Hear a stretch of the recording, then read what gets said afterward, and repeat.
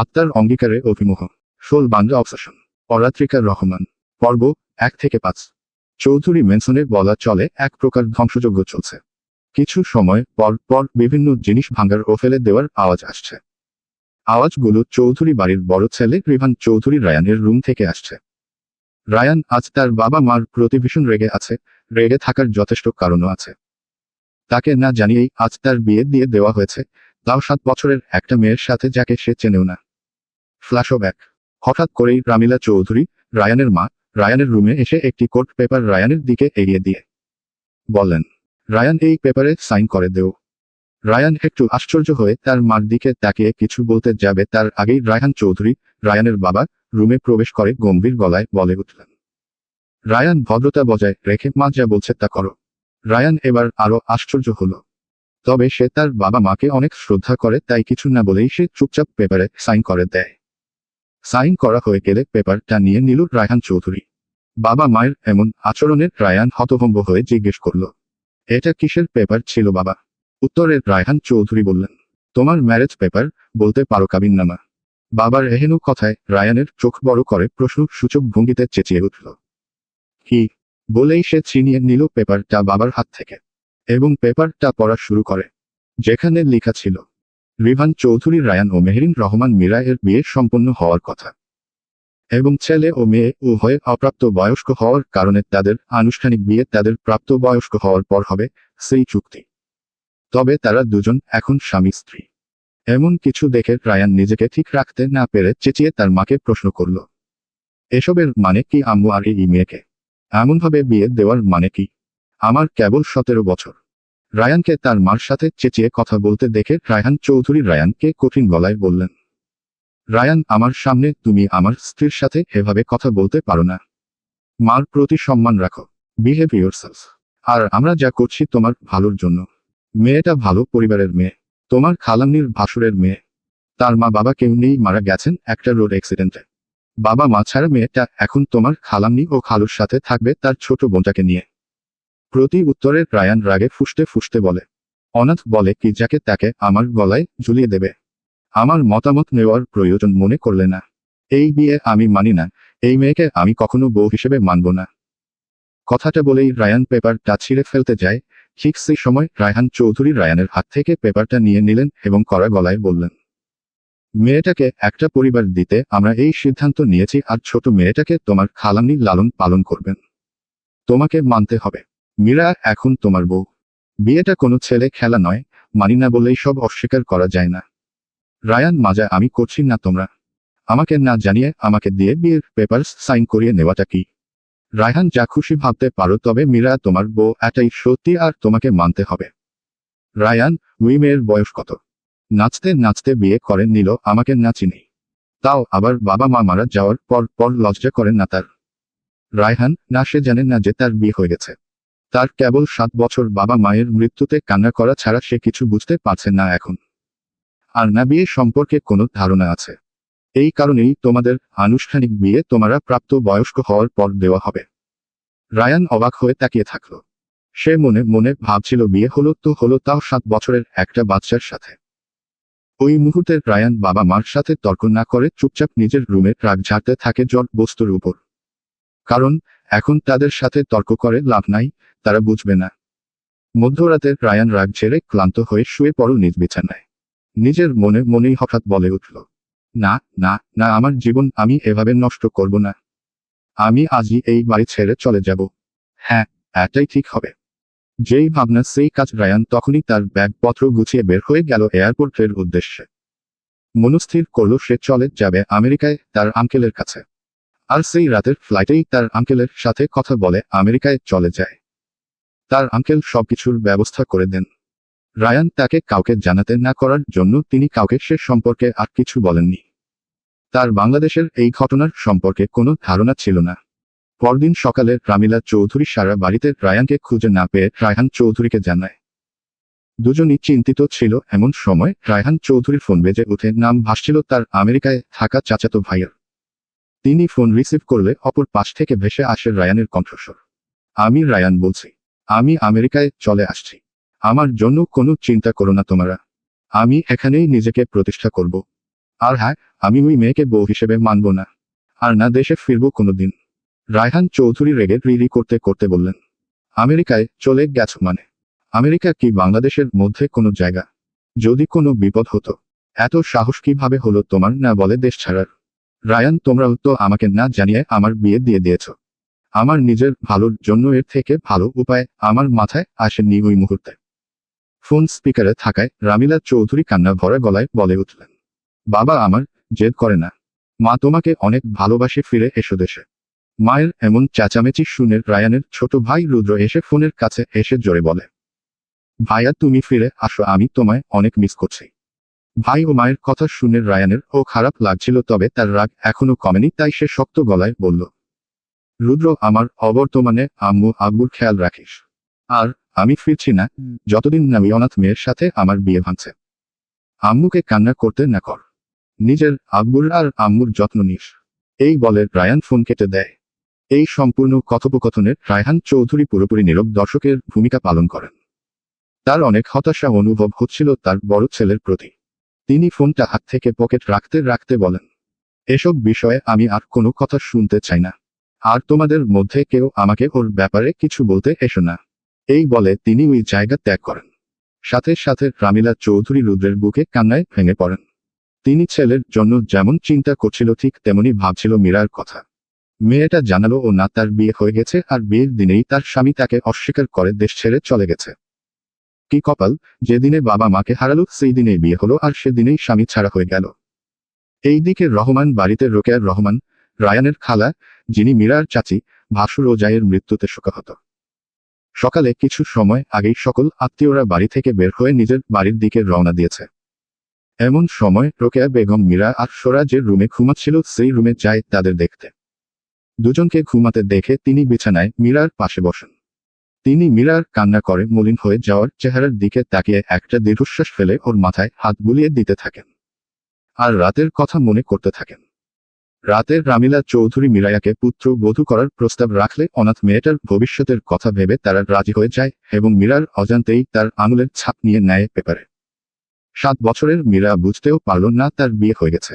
রোকেয়া বেগমের চিন্তার অবসান ঘটিয়ে তার ফোনটা বেজে উঠে নাম ভেসে উঠে আপা রামিলা চৌধুরীর। তিনি কল রিসিভ করতেই ওপাশ থেকে রামিলা চৌধুরী বলে উঠে, ক্ষমা করে দিস আমাকে বোন, আমি আমার কথা রাখতে পারিনি মীরায়াকে আগলে রাখার। রায়ান রাতেই রাগ করে চলে গেছে আমেরিকায়। একটানে কথাগুলো বলে রামিলা চৌধুরী হু করে কেঁদে ওঠেন। রোকেয়া বেগম কথাগুলো শুনে চুপচাপ ফোনটা রেখে দেয়। অশ্রু চোখে একবার মীরার দিকে দেখে এক ফোঁটা পানি ফেলল, তবে আর কিছু বলল না। তিনি অপরাধ বোধে ভুগছিলেন। তাই ঘুমের রাজ্যে থাকা মীরার হাত দুটো নিজের হাতের মাঝে নিয়ে তিনি কাঁদতে কাঁদতে বললেন, মাফ করে দে মা, তোর ভালো চাইতে গিয়ে তোর অনেক বড় ক্ষতি করে ফেললাম যে। কথাগুলো বলে তিনি আবার কেঁদে উঠলেন। আর এইদিকে ঘুমন্ত নির্বোধ মীরা জানতেও পারল না যে তার জীবন বাধা পড়ে গেছে এক অজানা বাঁধনে, যা ছিল তার আত্মার অচেনা এক অঙ্গীকার আর চিরন্তন সত্য। আর অতীত হয়ে পরে রইল সেই ম্যারেজ পেপারস, আর অস্বীকারকৃত দায়িত্ব যোগসূত্র হয়ে রয়ে গেল। এভাবে কেটে গেল দীর্ঘ 10টি বছর অজানাতেই। রায়ান আমেরিকাতেই নিজের পড়াশোনা শেষ করে আর্কিটেকচারের উপর, আর মীরা বড় হলো চাচা চাচির কাছে বাংলাদেশেই। 10 বছর পর আমেরিকায় ট্রেডমিলে দৌড়াচ্ছে রায়ান। মনে হচ্ছে যেন সূর্যের আলো ছুঁয়ে গেছে শরীরটাকে। 6 ফুট 2 ইঞ্চি উচ্চতা, দেখলেই চোখ আটকে যায়। উজ্জ্বল ফর্সা গায়ের রং যেন মেঘলা দিনের মাঝে হঠাৎ ঝলসে ওঠা এক টুকরো রোদ। কাঁধজোড়া চওড়া, যেন নিরাপত্তা এক বিশাল দেয়াল। বুকের গঠন যেন ঘন পেশিতে মোড়া, বুকের মাঝখানে হালকা ফাঁক দিয়ে দেখা যায় টোন বুকে তীব্র পুরুষালী আকর্ষণ। তার পেট 6 প্যাক এক্স দিয়ে সুস্পষ্টভাবে খোদাই করা, একটা নিখুঁত ভাস্কর্যের মতো। শরীরের প্রতিটি রেখা আর পেশি যেন শক্তি আর সৌন্দর্যের নিখুঁত মিলন। গায়ের ঘামে ভেজা মাংসপেশি আরও বেশি আবেদনময় করে তোলে তাকে। চোখে এক ধরনের আত্মবিশ্বাস, ঠোঁটে অলস অথচ রহস্যময় হাসি, যেটা মেয়েদের বুকের ভিতরটা কাঁপিয়ে দিতে পারে। হাঁটার ধরন যেন ছন্দবদ্ধ কর্তৃত্বপূর্ণ। একটা মেয়ের পক্ষে তার দিক থেকে চোখ সরিয়ে নেওয়া সত্যি অসম্ভব। হঠাৎই ফোনটা বেজে উঠল তার। অতি স্বাভাবিকভাবেই ফোন ওর হাতে তুলে কলটা রিসিভ করে ও করে, হ্যালো, হোস দিস? অপর পাশ থেকে একজন অচেনা লোক বললেন, hello, this is David Jackson. Am I talking to M R Rayhan Choudhury Rayan? Rayan, yes, you are. Is there anything I can help you with M R Jackson? David M.R. Choudhury, I am thrilled to inform you that you have been officially nominated for the Most Successful Businessman of the Year award. This recognition reflects your outstanding achievements, leadership, and impact in the business world. Congratulations on this well-deserved honor. Rayan ঠোঁট প্রসারিত করে সামান্য হেসে treadmill থেকে নেমে পাশে ঝুলিয়ে রাখা টাওয়ালটা হাতে নিয়ে শরীরের ঘাম মুছতে মুছতে বলল, thank you so much for the information. I appreciate it. David M.R. Choudhury, we will inform your manager about the date and place. We hope your presence in the award show. Please make time for us if it's possible. Ryan sir, I will try my best to come. David, thank you for your valuable time, M.R. Choudhury. Have a good day. See you. Ryan is alright. কথাটা বলেই Ryan gym থেকে বের হয়ে নিচে সোজা তার বেডরুমে চলে গেল ফ্রেশ হতে। রায়ান তার স্বপ্নের বাড়িতে একাই থাকে। তবে তার ডুপ্লেক্স বাড়ি যেন তার শৌখিনতা প্রকাশ করে। এটা এক আধুনিক রাজপ্রাসাদের মতো, চারপাশে সবুজ ও রঙিন ফুলের বাগানে ঘেরা। বাড়িটা অনেক বড়, বিশাল ফটক পেরিয়ে ঢুকতেই প্রথম চোখে পড়ে মার্বেল পাথরে মোড়া ওপেন ড্রাইভওয়ে, যেখানে একসাথে বেশ কয়েকটি গাড়ি পার্ক করা যায়। বাড়ির ভেতরে ঢুকতেই সামনে পড়ে বিশাল ড্রয়িং রুম, উচ্চ ছাদ, ঝাড়বাতি ঝুলছে উপরে, দেয়ালো জুড়ে আধুনিক আর্টের ছোঁয়া, আর বসার জন্য লেদার সোফার আরামদায়ক সেট। এর পাশেই রয়েছে একটি সম্পূর্ণ modern high end kitchen. Built in oven, island counter, smart fridge থেকে শুরু করে সব ধরনের কিচেন অ্যাপ্লায়েন্স, সবই আন্তর্জাতিক ব্র্যান্ডের। কিচেনের সঙ্গে রয়েছে একটি রুচিশীল ডাইনিং স্পেস। বাড়ির উপরের দিকে আছে এক্সক্লুসিভ ইনডোর জিম, আধুনিক সব ফিটনেস যন্ত্রে সুসজ্জিত, দেয়ালে বিশাল আয়না আর একপাশে স্পিকার সিস্টেমে চলছে রিল্যাক্সিং মিউজিক। শরীরচর্চার জন্য আদর্শ, যেখানে এতটা সময় রায়ান শরীর চর্চা করছিল। মাস্টার বেডরুম, এক কথায় স্বপ্নের ঘর, বিশাল বিছানা, উষ্ণ আলো, ওয়াকিং ক্লোজেট, আর একটি ব্যক্তিগত ব্যালকনি যেখান থেকে দেখা যায় পুরো সুইমিং পুল এলাকা। অ্যাটাচড বাথরুমটাও বিলাসবহুল, marble floor, jacuzzi, rain shower আর আলাদা ড্রেসিং এরিয়া। আর বাড়ির পেছনে রয়েছে একটি ব্লু টাইলড সুইমিং পুল, পাশে সানবেড, আর নরম বাতাসে দুলছে পাতাগুলো। রাতে পুলের আলোগুলো জ্বলে উঠলে পুরো এলাকা যেন সিনেমার সেটের মতো মনে হয়। রায়ান বাথরুম থেকে বেরিয়ে নিজের ওয়ার্ডরোবে ঢুকে পরিপাটি করে একটি চারকোল ব্ল্যাক স্যুট, সাদা শার্ট আর স্লিম টাই পরে নিল। নিখুঁতভাবে চুল সেট করে ঘড়ি পরে সে আজকের দিনের জন্য পুরোপুরি প্রস্তুত। ড্রেস আপ হয়ে নিচে নেমে আসে কিচেনে। আধুনিক কিচেনের পরিচ্ছন্নতা আর নীরবতা যেন সকালে একটা শান্ত পরিবেশ এনে দেয়। সে নিজেই হালকা কিছু রান্না করে, স্ক্রাম্বলড এগস, টোস্টার কফি। রান্নার পর দ্রুত নিজের খাবারটা শেষ করে। খাওয়া শেষে সে বেরিয়ে যায় গ্যারেজে। কয়েকটা গাড়ির ভেতর থেকে বেছে নেয় তার প্রিয় ব্ল্যাক মার্সিডিজটা। গাড়িতে উঠে মিউজিক অন করে গাড়িটা বেরিয়ে যায় মূল রাস্তার দিকে। আজকের গন্তব্য রায়ান ইন্ডাস্ট্রিজ, নিজের হাতে গড়ে তোলা কোম্পানি, যেটা এখন অনেক মানুষের কর্মজীবনের কেন্দ্র আর তার নিজের জীবনের গর্ব। বাংলাদেশ। সকালটা একটু থমথমে। ঘুম ভাঙার পর মীরা কিছুক্ষণ বিছানায় চুপচাপ বসে থাকে। চোখে মুখে এখনো ঘুমের ছাপ, কিন্তু আজ তার মনে এক অজানা উত্তেজনা। আয়নার সামনে দাঁড়াতেই নিজের প্রতিচ্ছবির দিকে একবার তাকায়। মেয়েটির মধ্যে এমন এক সৌন্দর্য আছে যা চোখে পড়ার মতো নয়, চোখ আটকে রাখার মতো। তার তত্ত্বটা যেন দুধে হালকা মেশানো, একদম কোমল আর উজ্জ্বল। গালের দুপাশে হালকা লালাপো আভা, আর ডান গালে হাসলে যেটুকু টোল পড়ে তা যেন মিষ্টতার চূড়ান্ত প্রকাশ। তার ঠোঁট দুইটা ঠিক গোলাপের পাপড়ির মতো, প্রাকৃতিকভাবে হালকা গোলাপি, কোনো স্বাদ ছাড়াই নজরকাড়া। ঠোঁটের নিচে ডান পাশে একটি ছোট তিল, অন্য কারো হলে হয়তো সাদামাটা মনে হতো, কিন্তু তার ক্ষেত্রে সেটা যেন এক বিশেষ পরিচয়ের ছাপ, চোখ না ফেরানোর এক কারণ। চোখগুলো বড় ও গভীর, ব্রাউন রং আর দৃষ্টিতে এক অদ্ভুত মায়া। ঘন পাপড়ি তার চোখকে আরো প্রাণবন্ত করে তোলে। চোখের কোনায় হালকা ঘুম জড়িয়ে থাকলেও সেই চোখে চাপা দুশ্চিন্তার ছায়া স্পষ্ট। চুলগুলো ঘন, কোমল, কোমর ছোঁয়া, সকালের এলোমেলোভাবেই আরো স্বাভাবিক লাগছে তাকে। কোনো সাজগোজ ছাড়াই, স্রেফ হালকা ঘুম ঘুম চেহারায়ও যেন একটা অদ্ভুত আকর্ষণ আছে, যা তাকে ভীষণ আপন করে তোলে। সে সৌন্দর্য চোখ ধাঁধায় না, বরং মন জুড়িয়ে দেয়। আজ তার এইচএসসির রেজাল্ট দিবে, সেই ভেবে ভিতরে ভিতরে বেশ দুশ্চিন্তায় ভুগছে। মোবাইলটা হাতে নিয়ে বারবার স্ক্রিনের দিকে তাকায়, একটু পরপর চেক করে ওয়েবসাইট খোলা যাচ্ছে কিনা। রেজাল্ট নিয়ে তার মনের ভিতর চলতেছে নানা ভাবনা, কি হবে যদি আশানুরূপ না হয়, সবাই কি বলবে। কিন্তু বাইরের দিক থেকে সে চুপচাপ, সংযত। এটাই তার স্বভাব, ভেতরের ঝড় সে কারোর সামনে সহজে প্রকাশ করে না। কিন্তু আজকের দিনটা তার জীবনে একটা মোড় ঘোরানো দিন হতে পারে, সে জানে না আজকের এই সকাল তাকে কোন দিকে নিয়ে যাবে। মীরা ফ্রেশ হয়ে নিজের রুম থেকে বের হয়ে নিচে নেমে হ্যালো ড্রয়িং রুম। সোফায় রোকেয়া বেগম বসে আছেন। মীরায়াকে দেখেই সোফায় তার পাশের খালি জায়গায় ইঙ্গিত করে বললেন, মীরা, এই দিকে এসে বসো। মীরায়াকে সবাই ছোট করে মীরা ডাকে। মীরা চাচির দিকে তাকিয়ে মৃদু হেসে এগিয়ে গিয়ে সোফায় ঠিক রোকেয়া বেগমের পাশের খালি জায়গায় বসতে বসতে বলল, গুড মর্নিং চাচি। কি করছো? রোকেয়া, কিছু না রে মা, তোদের জন্য নাস্তা তৈরি করে সবে মাত্র বসলাম। মীরা, ও আচ্ছা। চাচা কোথায়, দেখছি না যে। রোকেয়া, তোর না আজ রেজাল্ট দেওয়ার কথা, তাই তো তোর চাচা সকাল সকাল বাজারে গেছে। মীরার রেজাল্ট দেবে তাই বাজারে যেতে হবে। রোকেয়া, তো কি হবে না? তোর চাচা যাওয়ার সময় বলে গেছে তুই ভালো রেজাল্ট করবি, এটা তার বিশ্বাস তোর উপর। তাই তো মিষ্টি কিনতে গেছে আগেই। কথাগুলো রোকেয়া বেগম মীরার মাথায় হাত বুলিয়ে আদর করে দিয়ে বললেন।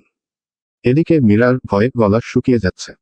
যদিও সে জানে সে পরীক্ষা ভালো দিয়েছে, রেজাল্টও ভালো হওয়ার কথা, তবু মনে কিসের যেন একটা ভয় কাজ করছিল যদি আশানুরূপ ফলাফল না হয়। তবে মীরা তার ভয় চাচির সামনে প্রকাশ করল না। শুধু মুচকি একটু হাসি দিয়ে বলল, আমার রেজাল্টের দিনে আমার থেকে তোমরা দুজন বেশি উৎসাহিত। মীরার কথা শুনে রোকেয়া বেগম মৃদু হেসে উঠলেন।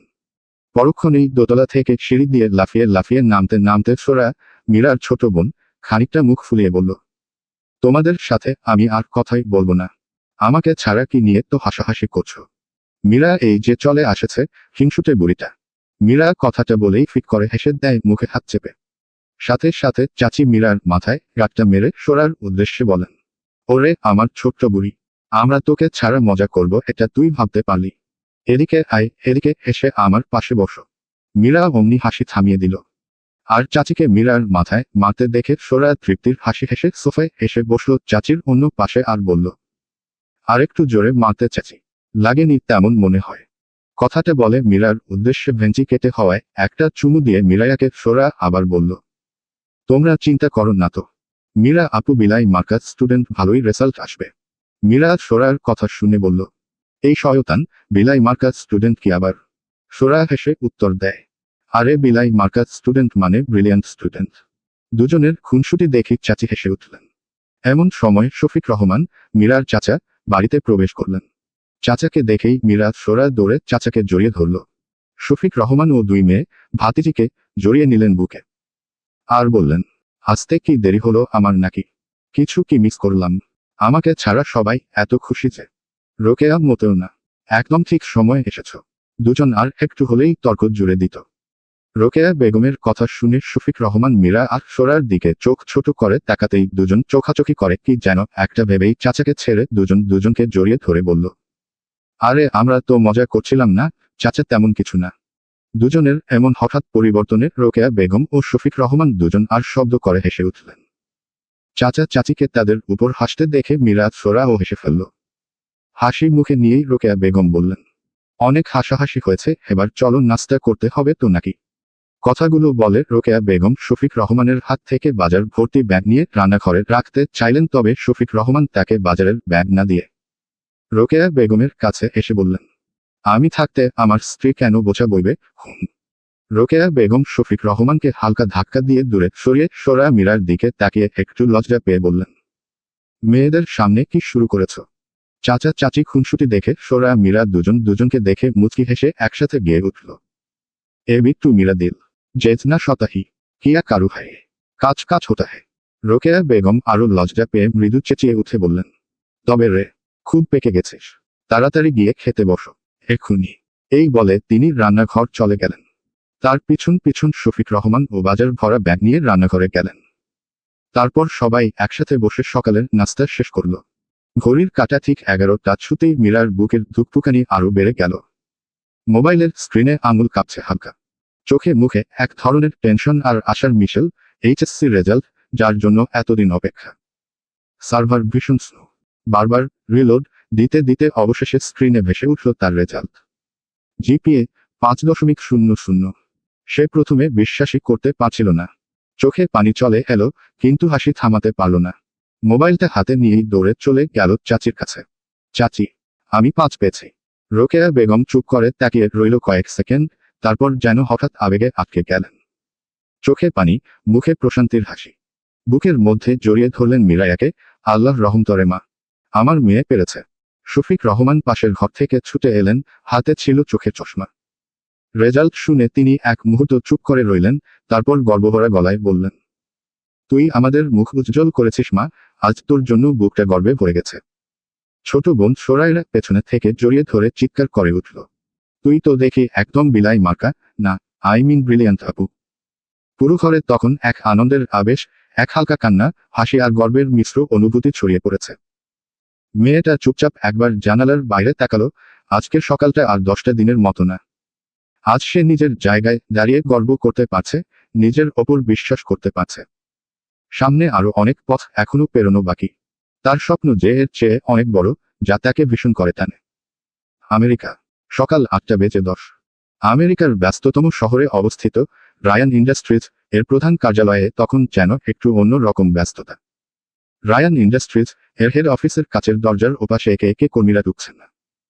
অন্য দিনের চেয়ে আজ একটু বেশি উত্তেজনা। একটি অভ্যন্তরীণ সূত্রে ছড়িয়ে পড়েছে খবর, রায়ান নিজে আসছেন আজ। নৌরিন রিসেপশন ডেস্কে বসে মনোযোগ দিয়ে সাজগোজ করছে। হঠাৎ দরজার ওপাশে কালো মার্সিডিজ থামে। দরজা খুলে নামলেন রায়ান। কালো রঙের স্যুট, কালো টাই, চোখে মুখে একরকম আত্মবিশ্বাস আর একরাশ চিন্তার ছাপ। এক ঝলকেই অফিস জুড়ে নীরবতা। নৌরিন রিসেপশন ডেস্কের এক্সিকিউটিভ আস্তে বলে উঠল, উনি এসেছেন আজ অনেক দিন পর। তানভীর ফাইন্যান্স ডিপার্টমেন্টের জুনিয়র অ্যানালিস্ট চশমার ফাঁক দিয়ে দেখে বলল, মানে রায়ান স্যার, লাস্টবার তো সোজা সিঙ্গাপুর থেকে ভিডিও কলে মিটিং করছিলেন। আজ যে কিছু একটা হবে সেটা আর বলার অপেক্ষা রাখে না। গার্ডরা তাড়াহুড়ো করে দরজা খুলে দিতেই ভেতরে প্রবেশ করে রায়ান। মুখে একরকম অন্যমনস্ক দৃঢ়তা। কেউ কিছু বলতে সাহস করল না। সবাই শুধু তাকে উদ্দেশ্য করে গুড মর্নিং শির বলছিল। রায়ান কাউকে থামিয়ে কথা না বলে সোজা চলে গেলেন এক্সিকিউটিভ বোর্ডরুমে। সেখানে আগে থেকেই বসে আছেন অন্যান্য সিইও, ডিরেক্টরস আর চিফ স্ট্র্যাটেজি অফিসার। রুমে ঢুকেই রায়ান বললেন, wave expanded in Dubai, Singapore, Berlin. But there is one place we've overlooked for too long, my own home. Rayan chair টেনে বসে বললেন, আজকের আলোচ্য বিষয় বাংলাদেশ আমাদের নতুন শাখা। আমি মনে করি সময় এসেছে আমাদের শিকড়ে ফিরে যাওয়ার। ওখানকার ম্যানুফ্যাকচারিং পটেনশিয়াল, স্কিলড লেবার এবং লোকাল মার্কেট সব মিলিয়ে এটা পারফেক্ট সময়। ডিরেক্টর জনসন একটু চিন্তিত মুখে বললেন, do you think the infrastructure and regulations will support our standards, M R Rayan? Rayan এক পলক তাকিয়ে বললেন, that is what we going to build. Not just a branch, a model. Something sustainable, ethical and scalable. I'll personally oversee the first 6 montages. I want this to be our benchmark unit in South Asia. ঘরের পরিবেশ তখন উত্তেজনায় গরম। কেউ কেউ চোখাচোখি করল, কেউ মাথা ঝাঁকালো সম্মতিসূচকভাবে। রায়ান প্রজেক্টর চালু করে একখানা ম্যাপ দেখালেন। বাংলাদেশ, ঢাকার উত্তরা, নারায়ণগঞ্জ ইন্ডাস্ট্রিয়াল জোন এবং চট্টগ্রাম বন্দরের 3টি অঞ্চল ঘিরে মার্ক করা হয়েছে। রায়ান মিটিংয়ে উপস্থিত সকলের উদ্দেশ্যে বলল, I want to establish a branch there. Manufacturing and R&D combined. We have the manpower, the potential, and the cultural intelligence. What we lack, we'll build. বোর্ডের সদস্যরা একে একে প্রশ্ন ছুড়ে দিলেন। Johnson, we talking about a country with unstable regulations and a complicated tax structure. Are you, sir? Ryan, দৃঢ় কণ্ঠে, yes, BCH, I know the people. I grew up there. And I believe, if we invest the right way, with training, infrastructure, and a long-term vision, we won't just make profit, we'll make impact. Sara, operation director, শান্ত গলায় বললেন, what about political hurdles, labour loss? Ryan, we'll work with local advisors. I've already spoken to a few. It won't be easy, but it will be meaningful. Anyway, I am not asking, I am stating. You just have to decide whether you want to be a part of it. এক মুহূর্ত নীরবতা। তারপর বোর্ডরুমে আলো নিভে গেল presentation শেষে। সারা, operations director, চুপচাপ বললেন, I always believed you'd do something big back home. Rayan হালকা হাসলেন। It's not just business. It's personal. Board রুমের বাইরে তখন চাপা উত্তেজনা। সবাই বুঝতে পারছে কিছু একটা বড় ঘটনা ঘটতে যাচ্ছে। বোর্ড মিটিং শেষে রায়ান বের হতেই করিডোরে দাঁড়ানো কর্মীরা নিজেদের মধ্যে ফিসফিস করতে লাগলো। নৌরিন নিচু স্বরে বলল, উনি বাংলাদেশের কথা বললেন বুঝি? তানভীর, হ্যাঁ, আমি স্লাইডে দেশের ম্যাপ দেখেছি। মনে হয় ওখানেই নতুন ব্রাঞ্চ হবে। আলিয়া, আইটি ডিপার্টমেন্ট থেকে আসা এক প্রবাসী বাংলাদেশি কর্মী, হেসে বলল। Finally, someone is taking us seriously. D apply for relocation in a heartbeat. বাংলাদেশের মাটিতে খুব শিগগিরই উঠতে পারে রায়ান ইন্ডাস্ট্রিজের পতাকা। সন্ধ্যায় নিজের রুমে বসে ছিল রায়ান। এমন সময় হঠাৎ রায়ানের ছোটবেলার বন্ধু বেস্ট ফ্রেন্ড মাহির ফোন করে। কলটা রিসিভ করে রায়ান। মাহির, কি অবস্থা দোস্ত, কেমন আছিস? রায়ান, ভালোই ছিলাম, আর তুই ফোন দিলি। এখন কেমন থাকবো দেখতে হবে। মাহির, তুই কি ভালো কিছু বলতে পারিস না? এত তেরামি কেন করিস? রায়ান, আচ্ছা বাদ দে, এবার বল কি হয়েছে। এই সময় কল হঠাৎ। মাহির, একটা গুড নিউজ আছে। আমার বিসিএস ক্লিয়ার হয়ে গেছে দোস্ত। আমি এখন বিসিএস ক্যাডার। ঢাকার একটা বড় কলেজের প্রফেসর হিসেবে চাকরি হয়েছে। কিছু দিনের মধ্যেই জয়নিং। রায়ান, বাহ, জোস্ত, কলেজের ব্যাকবেঞ্চার এখন বিসিএস ক্যাডার। ওয়াও, আমারটা নকল করে পরীক্ষায় পাশ করা স্টুডেন্ট ছিলি তুই। কথাগুলো বলেই রায়ান সজোরে হেসে ওঠে। মাহির রায়ানকে তার উপর হাসতে দেখে খানিকটা বিরক্তি নিয়ে বলে, দুরু শালা, এখনো কলেজ জীবনে পড়ে আছিস কেন? বাংলাদেশ ছেড়ে গেছিস 10 বছরের বেশি সময় হচ্ছে, অথচ অতীতেই পড়ে আছিস। কেন রে, নিজের পিচ্চি বউকে মনে পড়ে নাকি? মাহিরের কথা শুনে রায়ানের হাস্যোজ্জ্বল মুখটা কালো হয়ে গেল। রাগ যেন মাথায় চড়ছে। রাগী গলায় চেঁচিয়ে রায়ান বলল, তোকে কতবার বলবো ওই মেয়ের কথা না বলতে? আমার কোনো বউ টং নাই, বুঝতে পারিস না নাকি? জাস্ট ওয়েট, বাংলাদেশ ফিরে তোর সাথে সব হিসাব মিটাবো। রায়ানের মুখে মাহির বাংলাদেশের ফেরার কথা শুনে চকিতে বলল, ভাই তুই দেশে ফিরছিস? কবে? কেন? কোথায়? মাহিরের এমন আশ্চর্য হওয়া দেখে রায়ান একটা দীর্ঘশ্বাস ফেলে বলল, একসাথে এত প্রশ্ন। সামান্য থেমে আবার বলল, হ্যাঁ, আমি দেশে ফিরছি। অনেক দিনের পুরনো একটা হিসাব মিলানোর বাকি। মাহির খানিকটা চমকে বলে ওঠে, হিসেব? কিসের হিসেব? কার সাথে হিসেব? আচ্ছা তুই কি ভাবির জন্যই দেশে ফিরছিস? মাহিরের মুখে ভাবি শব্দটা শুনে রায়ান আরো রেগে যায়। দাঁত কটমট করতে করতে বলে, ওই কুত্তা, কে তোর ভাবি? দেখছিস জীবনে আমার সাথে খুব শখ মনে হয় ভাবি দেখার, তাই না? মাহির, আজব তো, তোর বউ আমার তো ভাবি হবে না। তোদের কি ডিভোর্স হয়েছে? আর তোর বউকে আমি কিভাবে দেখব? তুই তো নিজেই নিজের বউরে দেখস নাই। রায়ান, ডিভোর্স হয়নি তো কি হয়েছে? হয়নি, তবে হবে। দেশে ফিরে কথা হবে তোর সাথে। রাখো, এখনো ফোন ভালো লাগছে না। বাই। কথাটা বলেই রায়ান কলটা কেটে দেয়। এক মনে কি যেন ভাবতে ভাবতে ব্যালকনির দিকে গিয়ে আকাশের দিকে তাকিয়ে সাবলীলভাবে বলে উঠল, মাই ফাকিং পিচ্চি বউ, তোমার নীরব অস্তিত্ব আমাকে ভীষণ জ্বালাচ্ছে। দেশে ফিরে এই রায়ান চৌধুরী তোমার অস্তিত্বকে আগে মুছবে। 10টা বছর তোমার জন্য নিজের পরিবারের থেকে দূরে আমি। এর শোধ তো নিতেই হবে। Your existence is killing my happiness and piece. চোখ বন্ধ করলেই তোমার সাথে বাধা পড়ে থাকা সেই অতীতের কালো রাত আমার ঘুম হারাম করে দেয়। ঠিক যতটা সহজে আমার জীবনে প্রবেশ করেছিলে, তার থেকেও অনেক সহজে আমার জীবন থেকে বের হয়ে যাবে I swear, my little wife. মুখে এক রহস্যময় হাসি নিয়ে কথাগুলো বলে রায়ান তার ম্যানেজারকে কল করে বাংলাদেশ নতুন শাখা স্থাপন করার অফিসিয়াল নোটিশ দিতে বলে। কোম্পানির অভ্যন্তরীণ চ্যানেলে একটি ঘোষণাপত্র চায়। Official announcement. Ryan Industries is proud to announce the upcoming establishment of its South Asian headquarters in Dhaka, Bangladesh. A center for innovation, manufacturing, and talent development. From home, for the world. Rayan Choudhury, founder. GPA 5.00 পেয়ে তো মহাখুশি মীরা। তার মনে হচ্ছে সে যেন তার স্বপ্নের দিকে এক ধাপ এগিয়ে গেছে। এখন প্রায় রাত 8টা বাজে। মীরা তার চাচা চাচির রুমে যায়, কারণ সোরা তাকে রুমে যাওয়ার আগে বলে গেছে চাচা চাচি ডেকেছে মীরাকে। মীরা দরজার সামনে দাঁড়িয়ে ডাকল, চাচি। রোকেয়া, আয় মীরা, ভিতরে আয়। চাচির কথার মতো মীরা রুমে প্রবেশ করে দেখল তার চাচা ও পাশে বসে আছেন। সামান্য ঘাবড়ে গিয়ে মীরা বলল, কি হয়েছে? তোমরা এমনভাবে বসে আছো যে? রোকেয়া, মীরামা, এইচএসসি তো কমপ্লিট, এবার কি করবি কিছু ভেবেছিস? মীরা চাচির প্রশ্ন শুনে কোনো স্বাভাবিকভাবেই ওর করে। চাচি, আমি ঢাকা বিশ্ববিদ্যালয়ের পড়তে চাই। এই 3 মাস আমি অনেক পরে প্রস্তুতি নিয়েছি। আমার ঢাকায় যেতে হবে। তোমাদের বলতাম আমি এর আগে, তোমরাই ডাকলে আমায়। রোকেয়া বেগম এবং শফিক রহমান দুজনের দিকে চোখাচোখি করেন, তাদের চোখে যেন এক অজানা দুশ্চিন্তা দেখা যাচ্ছে। রোকেয়া, মীরা, ঢাকা গিয়ে তুই একা একা কিভাবে থাকবি, আর তোকে একা ঢাকা পাঠিয়ে আমরা কিভাবে নিশ্চিন্তে থাকবো বলমা?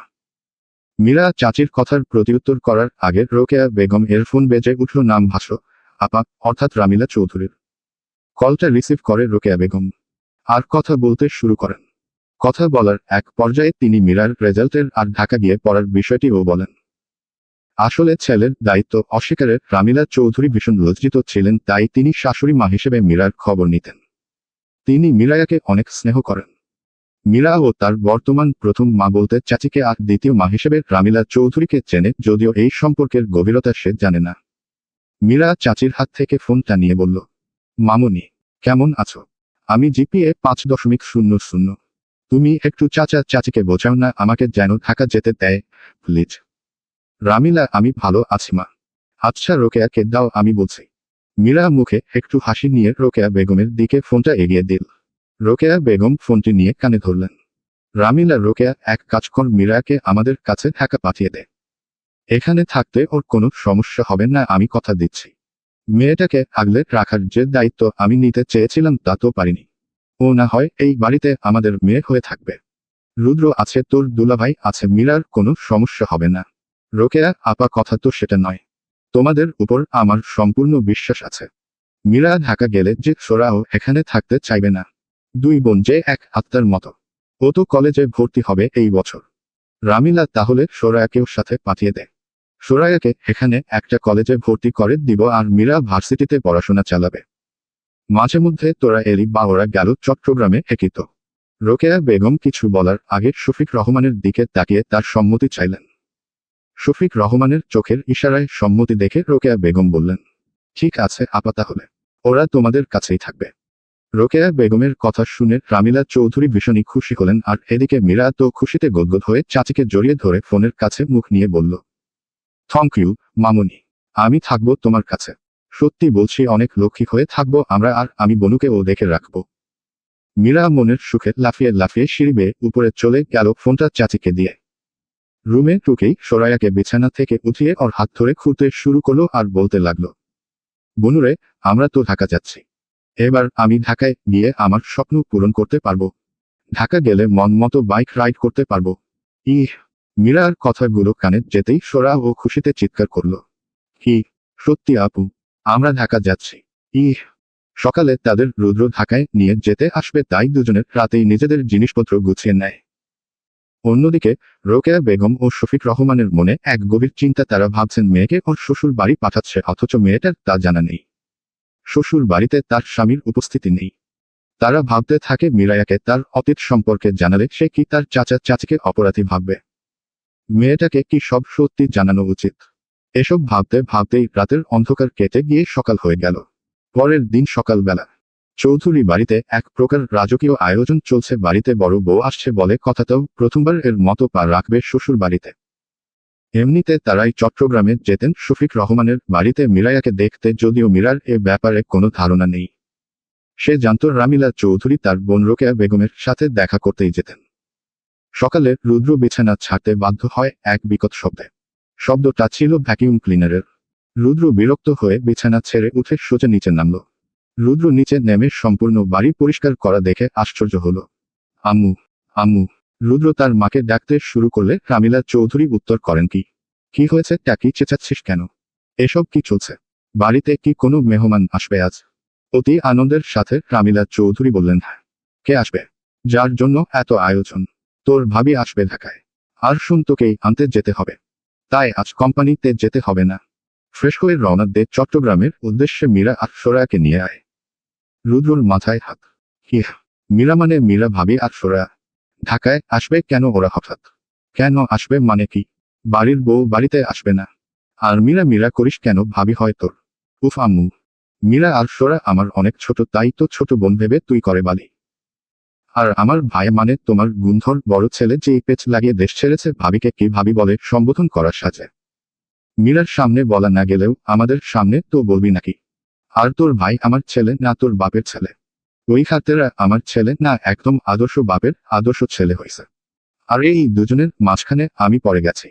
আচ্ছা আম্মু, তুমি কি ভেবে দেখেছো মীরা এই বাড়িতে আসেছে ভাইয়া জানতে পারলে কি হবে? ও তো মীরার অস্তিত্বই সহ্য করতে পারে না। রুদ্রর কথাগুলো রায়হান চৌধুরী শুনে রেগে গিয়ে চেঁচিয়ে উঠলেন, এটা ওর বাড়ি না, আমার বাড়ি। আমি ঠিক করব কে থাকবে আর কে থাকবে না। ও বলার কে এই বাড়িতে কি হবে না হবে? মীরা আমার পুত্রবধূ, আর এই সত্য যদি আমার আহাম্মক পুত্র না বুঝে ওকে এই বাড়িতে কখনো পা রাখতে হবে না, তোর ভাইয়াকে বলে দিস। নিজের সব কথা বলে রায়হান চৌধুরী বাড়ি থেকে চৌধুরী গ্রুপ অফ কোম্পানি এর দিকে রওনা দেয়। রুদ্র আজ আর বাবার সাথে অফিসে যাচ্ছে না। তাকে এখন ভাইয়ের বউ, তার চেয়ে 8-9 বছরের ছোট ভাবি ও তার বোনকে আনতে যেতে হবে। নাস্তা শেষে রুদ্র গাড়ি বের করে চট্টগ্রামের উদ্দেশ্যে রওনা দেয়। আমেরিকায় এক নতুন সকাল। রায়ান যথারীতি তার শারীর চর্চা শেষে শাওয়ার নিয়ে ফ্রেশ হয়ে নিচে আসে। আজ তার মুখে ছিল এক রহস্যময় হাসি, যেন মনে হচ্ছে খুব দ্রুত তার কোনো একটা চাওয়া পূরণ হবে। রায়ান নিজের নাস্তা শেষ করে নিজের ল্যাপটপে বসে বাংলাদেশের বিভিন্ন কনস্ট্রাকশন সাইট দেখছিল নিজের কোম্পানির জন্য। এমন সময় রায়ানের ম্যানেজার তাকে কল করেন। রায়ান ও কলটা রিসিভ করে স্বাভাবিকভাবেই। Manager, good morning sir. Rayan, good morning. What's the matter? Manager, actually sir, you were nominated for an award and the award show is happening this evening. Ryan, yeah, I was informed about it. I will go inform them. Is there any other problem? Manager, but Shir, 1 week ago you said not to have any official work today. I had a plan. So, have you cancelled that plan? রায়ানের কপালে হালকা চিন্তার রেখা পড়ে ম্যানেজারের কথা শুনে।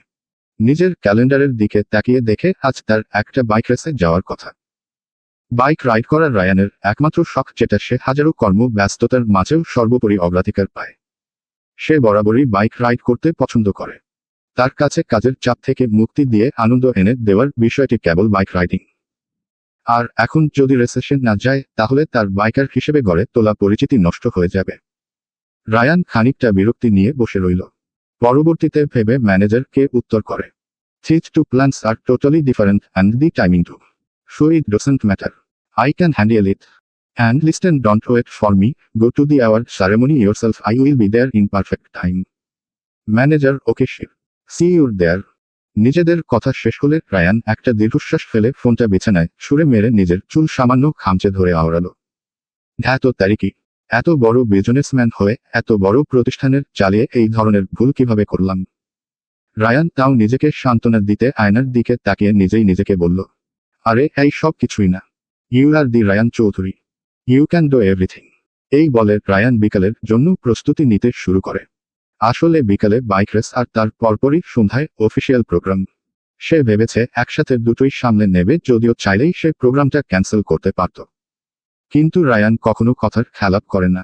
যেহেতু কথা দিয়েছে সে যাবে, তার মানে তাকে যেতেই হবে। বিকালটা যেন ছিল অন্যরকম উত্তেজনায় ভরা। আকাশটা ঝলমলে নীল, সূর্যটা ঠিক মাথার ওপরে নয়, একপাশে হেলে পড়েছে। আলোটা এমনভাবে রাস্তায় পড়ছে যেন রেসের ট্র্যাক নিজেই উকি দিচ্ছে রায়ানের পায়ে ছায়ায়। রায়ান আয়নায় চোখ রাখল।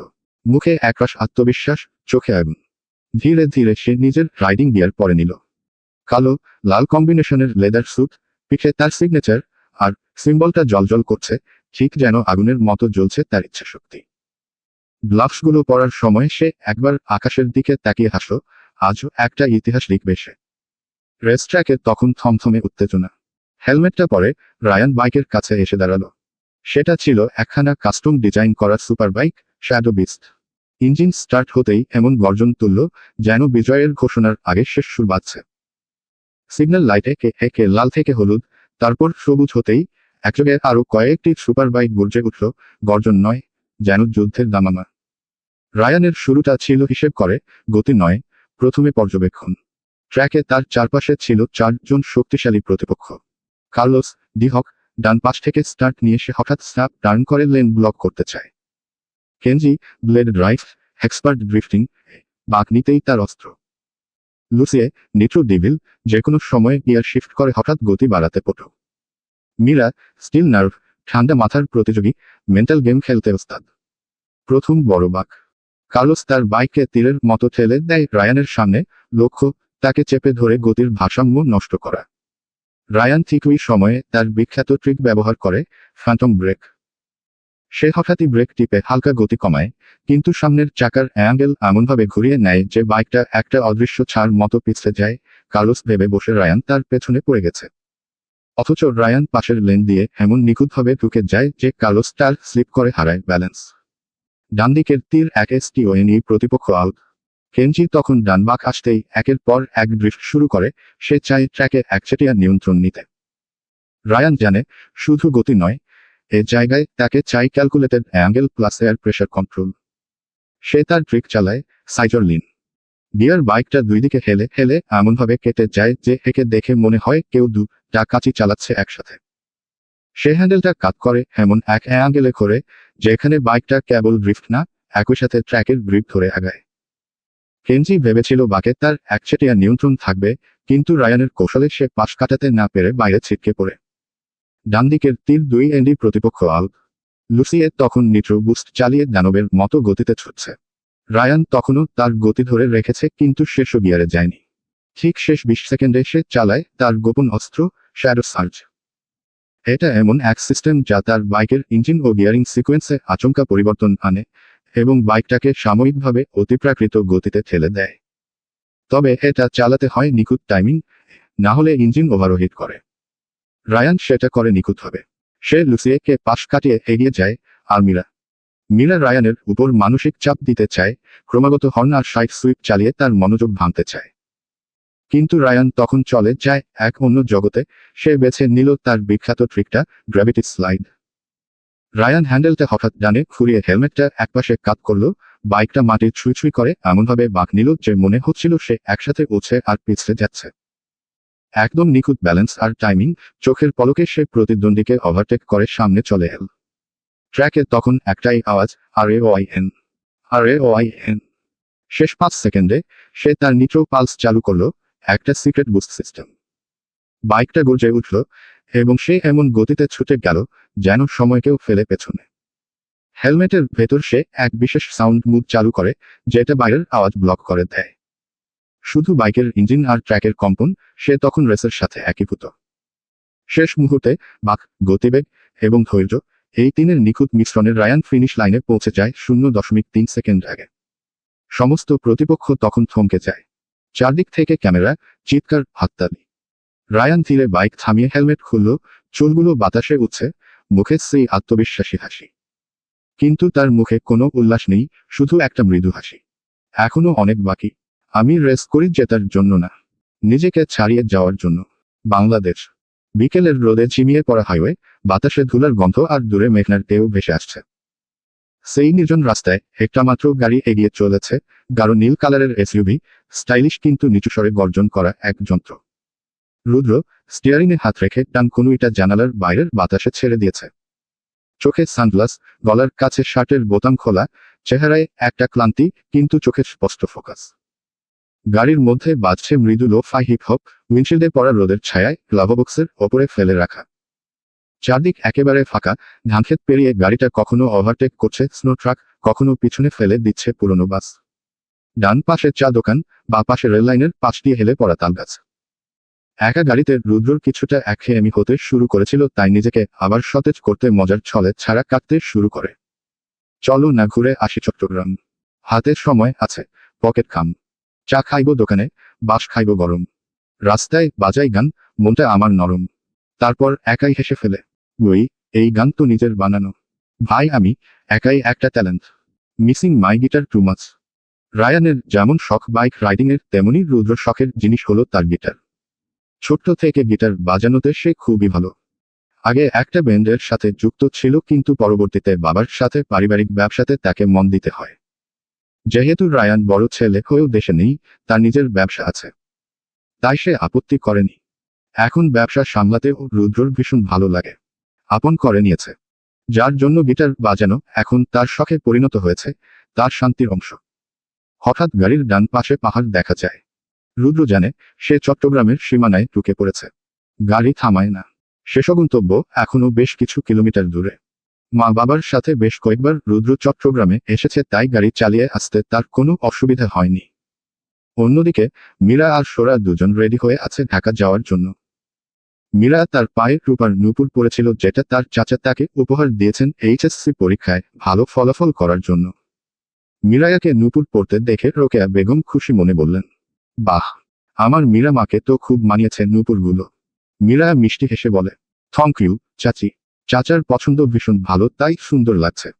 রোকেয়া বেগম মীরায়াকে আরেকবার উপর নিচ চোখ বুলিয়ে দেখে বলে, মীরা তোর গলাটা কেমন ফাঁকা ফাঁকা লাগছে, তোর জন্মদিনে তোকে যে সোনার চেইনটা দিয়েছিলাম সেটা পরে নে, ভালো লাগবে। মীরা চাচির কথা শুনে যেন একটু ভয় পেল।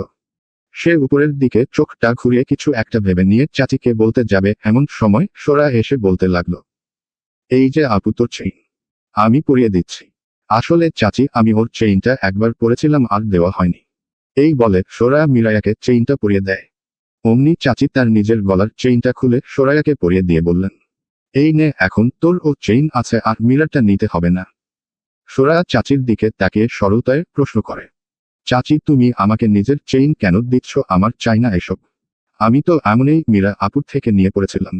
এটা আমার না, তোরই তোর জিনিস তোকে দিলাম। এটা তোর চাচা তোর জন্যই এনেছিল।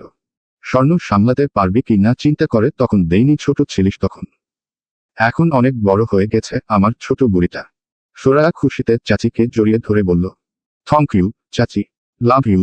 সাথে সাথে মীরা ও জড়িয়ে ধরতে ধরতে বলল, এই আমাকে ছাড়া কোনো হাক হবে না, আমাকেও নেও।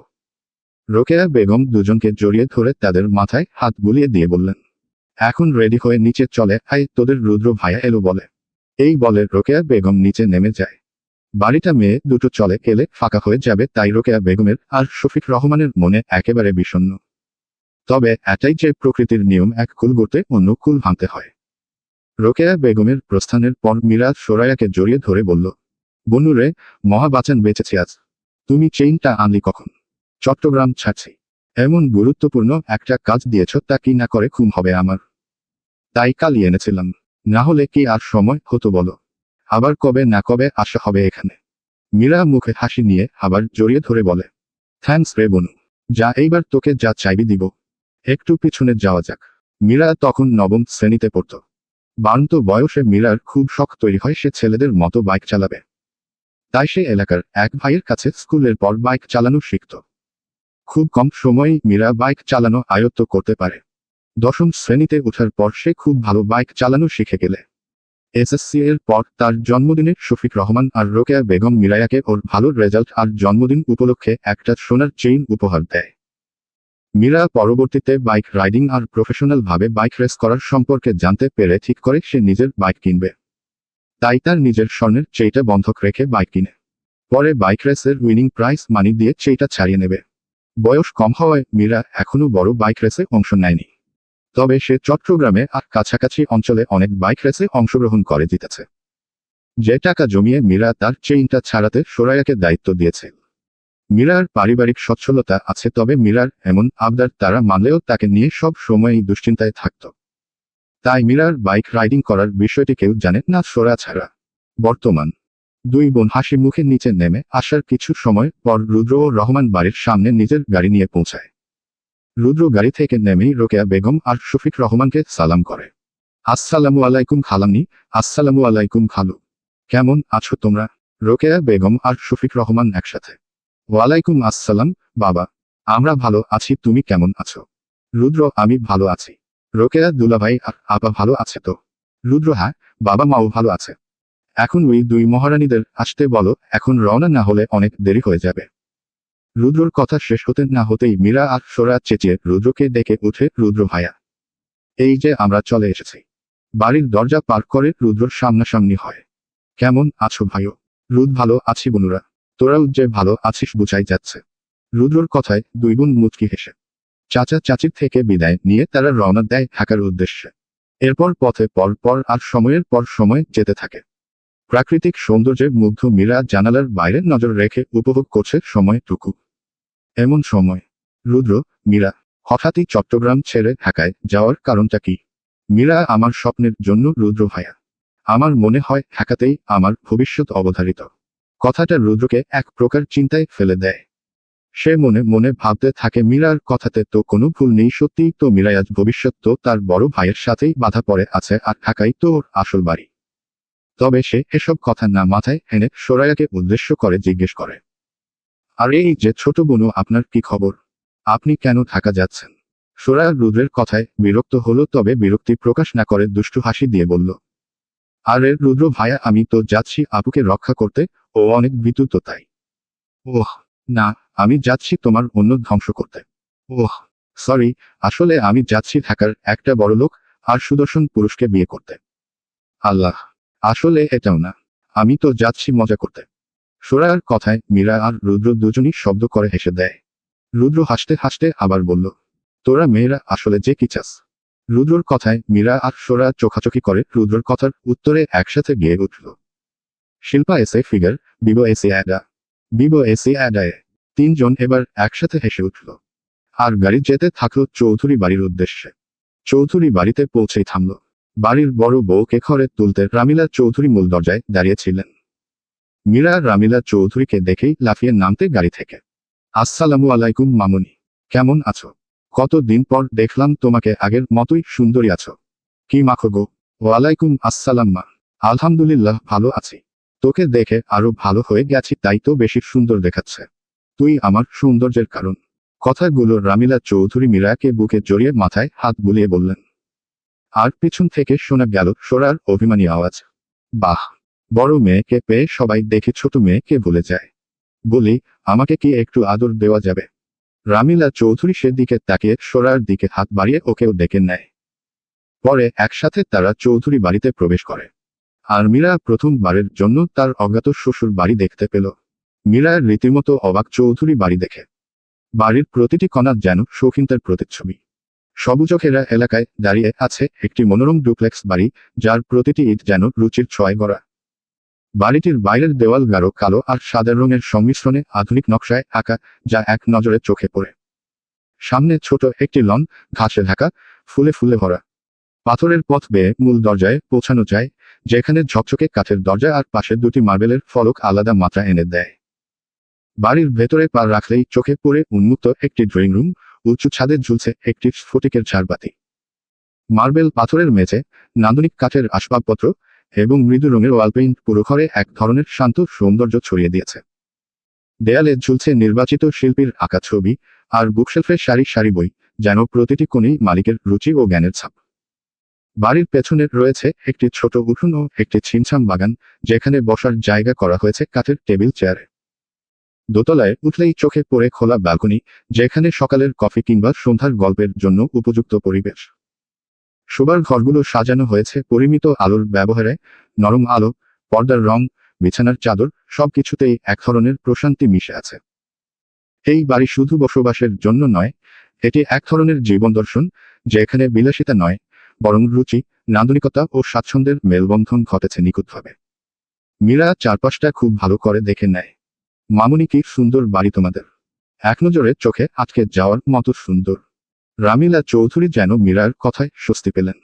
মুখে প্রশান্তির হাসি নিয়ে তিনি বললেন, তোর পছন্দ হয়েছে মা, খুব পছন্দ হয়েছে। কিন্তু এভাবে জিজ্ঞেস করছো কেন মামুনি? মনে হচ্ছে আমার থেকে কনফার্মেশন নিচ্ছ আমার বাড়ি ভালো লাগেছে কিনা। মীরার কথায় রামিলা কোনো উত্তর না দিয়ে চুপ থাকেন। তারপর মীরা আর সোরাকে তাদের রুমগুলো দেখিয়ে দেন। মীরা তার রুমের ভিতরে যাওয়ার সময় তার রুমের পাশের একটা রুমের দরজায় তালা দেখে জিজ্ঞেস করে, মামুনি, এই রুমটা কার? এখানে তারা কেন? মীরার প্রশ্নের রামিলা চৌধুরী রায়ানের তালা ঝুলতে থাকা রুমের দিকে তাকিয়ে একটা দীর্ঘশ্বাস ফেলেন। এটা আমার বড় ছেলে রায়ানের রুম। ও আমেরিকায় থাকে, তাই ওর রুমটা এখন বন্ধ। মীরা স্বাভাবিকভাবেই নেয় উত্তরটা। তারপরই মীরার চোখ যায় দেয়ালে থাকা রায়ানের 17 বছরের একটা ছবিতে, যেমন সুন্দর হাস্যোজ্জ্বল, তেমন মায়া ভরা মুখ ছবিতে। মামুনি, এটাই বুঝি রায়ান ভাইয়া? ভাইয়া সেই দেখতে তো এখন মনে হয় আরো সুন্দর দেখতে, তাই না? মীরার মুখে রায়ানকে ভাইয়া সম্বোধন করা দেখে মুচকি হেসে তিনি মনে মনে বলেন, বোকা মেয়ে, স্বামীকে ভাইয়া বলেন না রে। ও মামুনি, কি চিন্তা করো? চিন্তার অবসান ঘটে রামিলা চৌধুরী মজার ছলে বলেন, কিছু না। হ্যাঁ, অনেক হ্যান্ডসাম আমার ছেলে। দেশে ফিরলে দেখতে পাবি, তোকে দিয়ে দেব এলে। এবার রুমে গিয়ে ফ্রেশ হয়ে নে। মীরা রামিলা চৌধুরীর কথা মজা ভেবেই উড়িয়ে দিয়ে রুমে ঢুকে গেল, আর কথা বাড়ালো না। আমেরিকা। ধুলিমাখা ট্র্যাকে শেষ হলো বাইক রেস। দর্শকের করতালিতে মুখরিত হয়ে উঠল পুরো স্টেডিয়াম। বিজয়ীর ট্রফি হাতে রায়ান যখন মঞ্চে উঠছিল, তার চোখে ধরা পড়ল প্রতিদ্বন্দ্বী দলের কয়েকজনের ঈর্ষান্বিত দৃষ্টি। বিশেষ করে মীরা, সে আগের 3 রেসে জিতেছে, এবার রায়ানের কাছে হেরে গিয়ে হিংসায় ঝুলছে। রায়ান যখন গ্যারেজে তার বাইকটা পার্ক করে পানির বোতলে চুমুক দিচ্ছিল, তখন হঠাৎ পেছনে থেকে কেউ ধাক্কা দেয়। সে সামলে উঠতেই দেখে চারদিক ঘিরে ফেলেছে মীরা আর তার গ্যাং, মুখে ধূর্ত হাসি, হাতে রেঞ্চ, চেইন আর helmet. Meera, you really thought winning the race makes you the king? This is just the beginning, Riyan. Rayan ঠান্ডা গলায় বলল। Losing with dignity is better than attacking from behind, Mira. And I always answer injustice in my own style. কথা শেষ না হতেই এক chain swim করে হেল রায়ানের দিকে। রায়ান দারুণ ফুর্তিতে সেটাকে এড়িয়ে গিয়ে এক খুশিতে মীরা এর সঙ্গী লুকাকে মাটিতে ফেলে দিল। তখন শুরু হলো ধ্বংসযজ্ঞ। একজন লোহার রড নিয়ে এগিয়ে আসে, রায়ান সেটাকে কুস্তিগীরদের মতো কাঁধে তুলে মাটিতে ছুঁড়ে ফেলে। আরেকজন পেছনে থেকে হেলমেট দিয়ে মাথায় মারতে চায়, রায়ান হেলমেটটা কাবু করে উল্টো তার মাথায় পরিয়ে দেয়, তারপর এক চড়। মারামারি মাঝখানে রায়ান হঠাৎ দাঁড়িয়ে গিয়ে চারদিক দেখে বলে ওঠে, Those who attack after losing were born defeated. I win races with speed and battles with strength. সবাই অবাক হয়ে যায় তার সাহস আর দক্ষতায়। একে একে সবাই কাহিল হয়ে মাটিতে গড়াগড়ি খেতে থাকে। শেষে মীরা ক্লান্ত আর রক্তাক্ত হয়ে হাঁপাতে হাঁপাতে বলে, ইয়ার এ বিস্ট। রায়ান এগিয়ে গিয়ে বলে, no Meera, Riyan, the name that never gives up. Rayan ধুলো ছাড়ে, বাইকে ওঠে, আর ধ্বংসস্তূপের মাঝখান দিয়ে ধীরে ধীরে স্টাইল করে বেরিয়ে যায়। পেছনে পড়ে থাকে হারানো জ্ঞান। সন্ধ্যায় শহরের সবচেয়ে সম্মানজনক কর্পোরেট ইভেন্ট আজ সন্ধ্যায় অনুষ্ঠিত হচ্ছে। সেজে উঠেছে পুরো কনভেনশন সেন্টার, অতিথিদের চেহারায় উচ্ছ্বাস, মিডিয়ার ঝলকানিতে চারপাশ আলোয় ঝলমল। সবাই অপেক্ষায়, কারণ আজ রাতের সবচেয়ে কাঙ্ক্ষিত মুখ রিভান চৌধুরী রায়ান। সেরা তরুণ উদ্যোক্তার পুরস্কার পেতে চলেছে সে। তবে যতই সন্ধ্যা গড়িয়ে যাচ্ছে, রায়ানের চেয়ার ফাঁকা। রায়ানের ম্যানেজার তানভীর হোসেন দৌড়াদৌড়ি করছেন। It's on his way. There was a bit of a street accident, a bike race went wrong, but it's fine. Just running a little late, বললেন তিনি আয়োজকদের উদ্দেশ্যে। মিডিয়া, স্পন্সর, সবার চোখে প্রশ্ন। কেউ কেউ বলছে রায়ান কি ইভেন্টে আসবেই না। তানভীর এবার মঞ্চে উঠে মাইক্রোফোন হাতে নিলেন। Ladies and gentlemen, please don't worry. Rian Choudhury is safe, and he is on his way. A sudden trafficking caused by a local street race held him up briefly, but he will be here. We request a little more patience as we proceed with the show. Tanvir মিথ্যার আশ্রয় নিয়ে সবাইকে শান্ত করার চেষ্টা করে। VIP লাউঞ্জে তখন সাইফুর রহমান, ইসমত জাহান আর নাফিস সিদ্দিক আলোচনায় ব্যস্ত। সাইফুর বললেন, This kid's got fire. I heard he actually joined a street race today just for fun. With local beakers. Ismat হেসে বললেন, He's got goods, sir. But this kind of white image. Is that really the brand you want as a CEO? নাফিস ধীরে coffee চুমুক দিয়ে বললেন, His brand is unpredictable. He does not show up now, the buzz gets louder. But when he does walk in, that is star power. উপস্থাপক মঞ্চে এসে ঘোষণা করলেন, And now, the award for Young Successful Entrepreneur of the Year 2025 goes to a visionary who has built a bridge between dreams and daring, Emar Rian Choudhury. কিন্তু কেউ উঠে এল না। সামনের সারিতে ফাঁকা চেয়ার। দর্শকদের ফিসফাস। Is he seriously not coming? So unprofessional. Or maybe this is all planned, a grand late entrance. উপস্থাপক কিছুটা অস্বস্তিতে বললেন, Let's move forward with the next segment while we await Emar Choudhury. হঠাৎ বাইরের স্ক্রিনে লাইভ ভিডিও চালু হয়। দেখা যায় এক কালো হায়াবুসা বাইক গর্জে উঠে থামে গেটের সামনে। রাইডার হেলমেট খুলে, ধুলো মাখা মুখে, ক্লান্ত হাসি নিয়ে নেমে আসে। রায়ান। সবার মুখে বিস্ময়। মঞ্চে তখন লাইট নিভে যায়। ব্যাকগ্রাউন্ডে বাজে ড্রাম রোল, স্পটলাইট তার আগমন পথে। উপস্থাপক উল্লসিত গলায় বলেন, And here he is, the man of the hour, Riyan Chowdhury. Rayan মঞ্চে উঠে বললেন, I apologize for being late. On my way here, I came across a street accident. This award, it's not just for me. It's for every dreamer who dares to fall and rise again. Everyone, thank you for your appreciations. Thanks for inviting me. Have a good day you all. চারদিক তখন করতালির ঝড়। সবাই রায়ানের সাথে কথা বলতে থাকে, এক এক করে সকলেই রায়ানকে তার সফলতার জন্য কংগ্রেচুলেট করছিল। সন্ধ্যার আয়োজন থেকে ফিরে ক্লান্ত রায়ান ফ্রেশ হয়ে গা এলে দেয় তার বিলাসবহুল বিছানায়।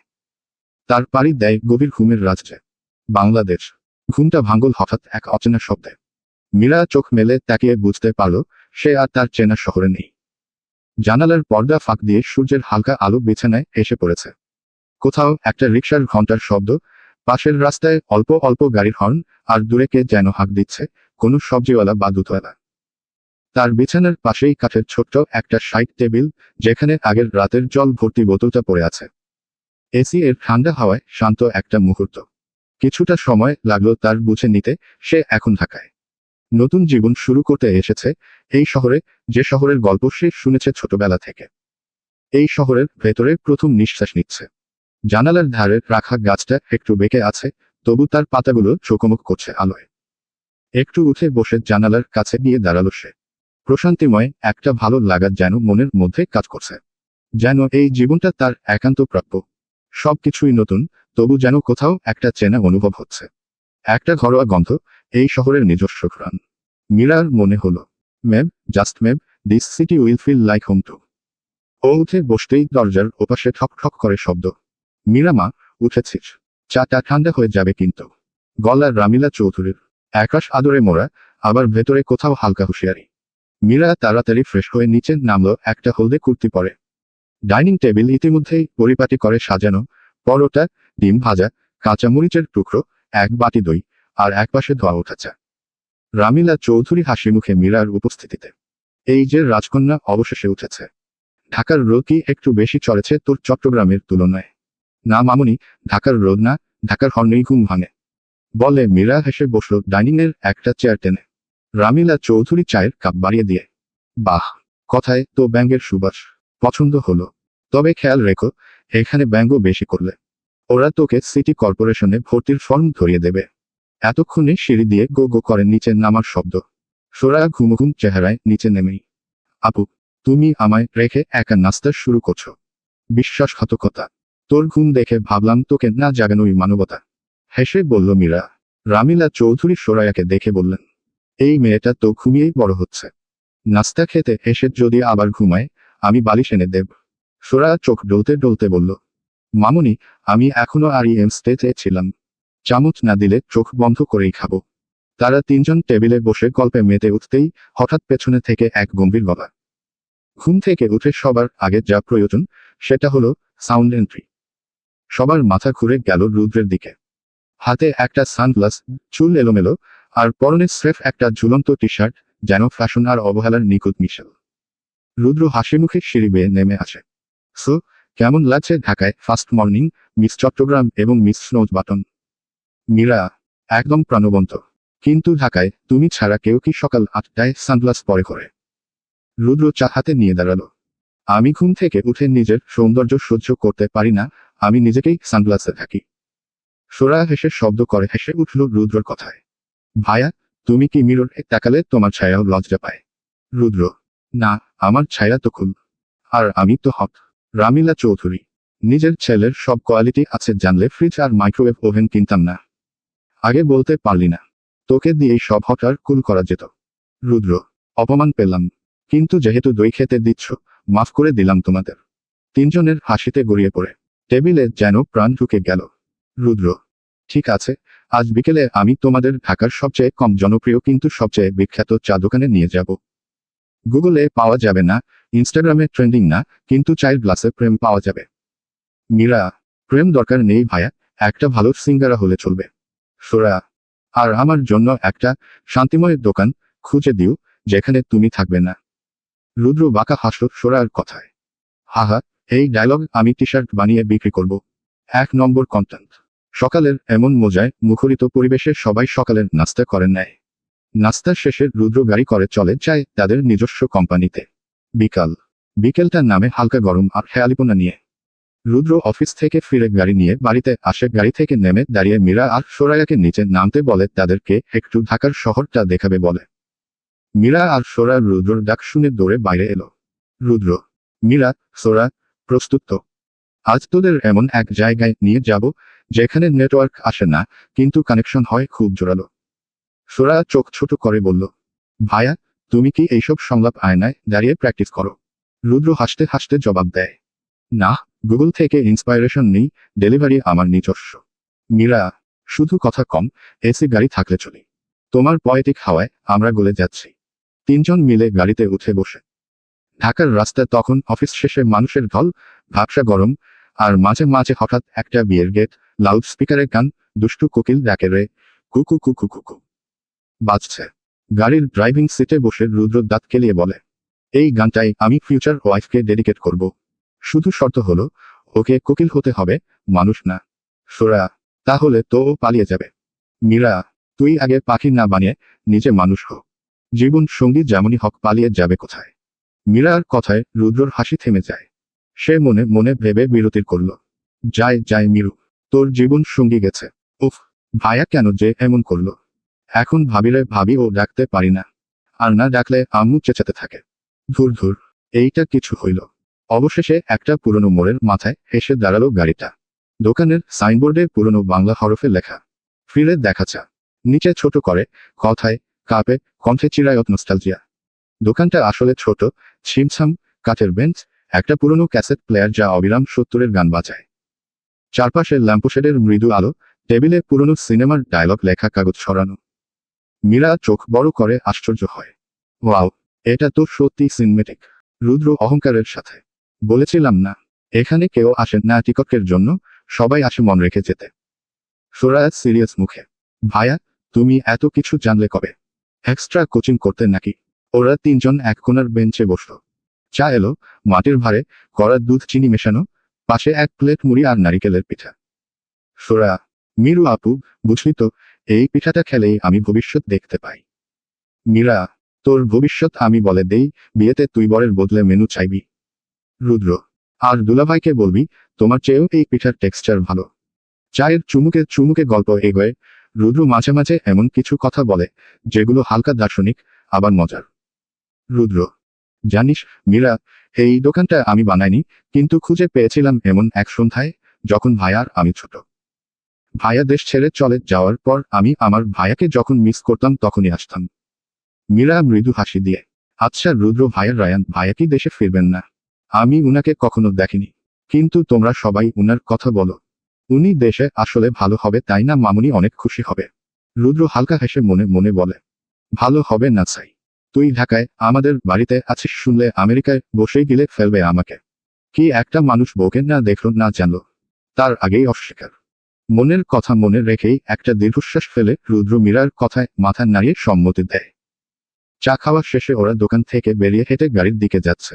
রুদ্র মাঝপথে বলল, জানিস মিরু, তোদের আশায় বাড়িতেও একটু বেশি শব্দ করে বাজছে মনে হয়। আম্মু বলে, কেউ কেউ আসে না থাকার জন্য, আসে ঘরকে জাগিয়ে তোলার জন্য। মীরা চুপ করে থাকে কিছুক্ষণ। সোরায়া কাঁধে মাথা রাখে। তারা বুঝতে পারে এই শহরটা শুধু ইট পাথরের নয়, এখানে মানুষের মধ্যে গল্প লুকিয়ে থাকে। তারপরেই গাড়িতে চড়ে বাড়িতে চলে যায়, আর দিন পার করতে থাকে। আর আমেরিকায় রায়ান তার পরিকল্পনা বাস্তবায়নের প্ল্যান বানাতে ব্যস্ত থাকল। আজ 3 মাস হলো মীরা ঢাকায় থাকছে নিজের শ্বশুর বাড়িতে, যদিও সে অজ্ঞাত এই বিষয়ে। তার দিনগুলো ভালোই যাচ্ছে, ঠিক যেমনটা সে চেয়েছিল।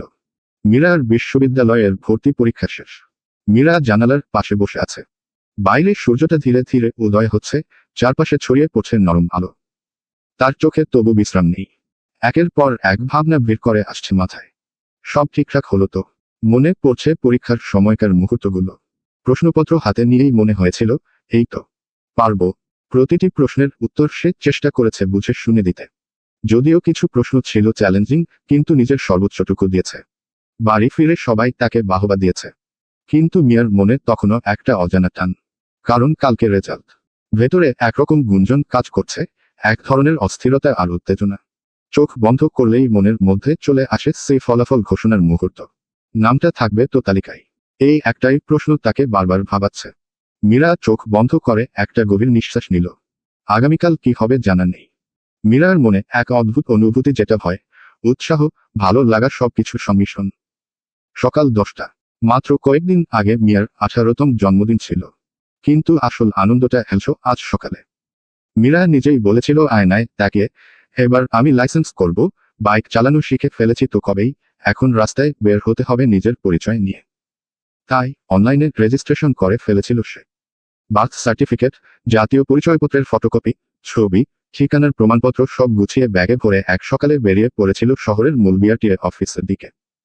প্রথমবার এত বড় সরকারি অফিসে ঢুকে একটু অস্বস্তি লাগছিল। সে এগিয়ে গিয়ে তথ্য ডেস্কে জিজ্ঞেস করল, দয়া করে বলবেন লাইসেন্সের জন্য কাগজপত্র কোথায় জমা দিতে হয়? একজন কর্মকর্তা সেদিকে তাকিয়ে বললেন, 1 নম্বর কাউন্টারে যান, ফর্ম আর কাগজপত্র জমা দিন। 1 নম্বর কাউন্টারের সামনে গিয়ে দাঁড়ালো সে। সেখানে দাঁড়িয়ে থাকতে থাকতে নিজের কাগজগুলো বারবার চেক করছিল, ছবি ঠিক আছে তো, ফর্মে সাইন দিয়েছে তো। একবার একটা কাগজ উল্টো করে ধরেই বুঝো, আচ্ছা, এটা তো ঠিকই আছে। একটা উত্তেজনা কাজ করছিল বুকে, এই তো, আমি বড় হয়ে গেছি। অবশেষে ডাক পড়ল তার। কাগজ জমা দিতে দিতে অফিসার একবার তাকিয়ে বললেন, তুমি তো একদম নতুন মনে হচ্ছে। মিয়া হাসল, জি, এই মাসেই 18 হলো। তাহলে শুভ কামনা। পরীক্ষা আর ছবি তোলার জন্য রেডি থাকো। SMS আসবে কবে যেতে হবে। ফেরার সময় তার মনে হচ্ছিল আজকের দিনটা শুধু লাইসেন্সের জন্য কাগজ জমা দেওয়ার দিন নয়। আজ যেন নিজেকে একটু বেশি স্বাধীন মনে হচ্ছে। নিজের সিদ্ধান্তে, নিজের চেষ্টায় আর নিজের রাস্তায় হাঁটার প্রথম পদক্ষেপ। মীরা প্রাপ্তবয়স্ক না হওয়ায় তার রাইডিং লাইসেন্স ছিল না, যে কারণে সে কোনো অফিসিয়াল বাইক রেসে অংশ নিতে পারত না। তবে এখন তার লাইসেন্স হলে সে স্বাধীনভাবে বাইক রাইড করতে পারবে। বিআরটিএ অফিস থেকে বেরিয়ে মীরার মনটা অনেকটা হালকা। কাজটা হয়ে গেছে, এখন শুধু অপেক্ষা, পরীক্ষার তারিখের আর একটা নতুন অধ্যায় শুরুর। অগোছালো দুপুরের রোদ পেছনে ফেলে সে হাঁটছিল রাস্তার ধারে আর হাতে কাগজপত্রের ফাইল। হঠাৎ একটা কমল মিউ শব্দে থমকে দাঁড়ায় মীরা। রাস্তার পাশে একটা পুরনো অটোরিকশার নিচে বসে আছে ছোট্ট এক সাদা বিড়াল ছানা। পুরো গায়ে দুধ সাদা লোম, বিড়ালটির চোখ হেটেরোক্রোমিয়া, এর মধ্য দিয়ে বিড়ালটির রহস্যময় ও আকর্ষণীয় স্বভাব ফুটে উঠেছে। চোখ দুটো যেন এলোমেলোভাবে স্বপ্ন আর কল্পনার মিশেল, একটা চোখ ঘন সবুজ আর একটা হালকা নীল, একদম যেন গ্লাসে জমে থাকা শীতল বরফের মতো। মীরা অবাক হয়ে বসে পড়ে, বিড়ালটা ভয় পায় না বরং ধীরে ধীরে এগিয়ে এসে তার হাঁটুর পাশে কুঁজো হয়ে বসে পড়ে। সে বিড়ালটাকে হাত বাড়িয়ে ছুতেই মিহি একটা গড়গড় শব্দ শুরু হয়, একরকম সুরেলা, আরামদায়ক গর্জন। আরে কুট্টুস বাবু, তুমি এখানে কি করো একা একা? মীরা হাসল। তোমাকে দেখে তো মনে হচ্ছে তুমি যেন দুনিয়ার সব কিউটনেস চুরি করে বসে আছো। সে বিড়ালটাকে কোলে তোলে, বিড়ালটা চোখ বন্ধ করে মুখ ঠেকিয়ে দেয় তার হাতের তালুতে। আচ্ছা শোনো, মীরা ফিসফিস করে বলে, তোমার নাম রাখি কি? স্নুফি নাকি মিল্কি? বিড়ালটা মুখ ঘুরিয়ে অন্যদিকে তাকায়। না, পছন্দ হলো না বুঝি। ঠিক আছে, তাহলে তোমার নাম রাখলাম জুলিয়েট, যার সৌন্দর্যে সবাই পাগল। কেমন? তোমাকে বেশ মানাবে। এবার বিড়ালটা একবার মিউ করে উত্তর দেয়। মীরা হাসে, ব্যাস, ঠিক আছে, আজ থেকে তুমি আমার মেয়ে, নাম জুলিয়েট।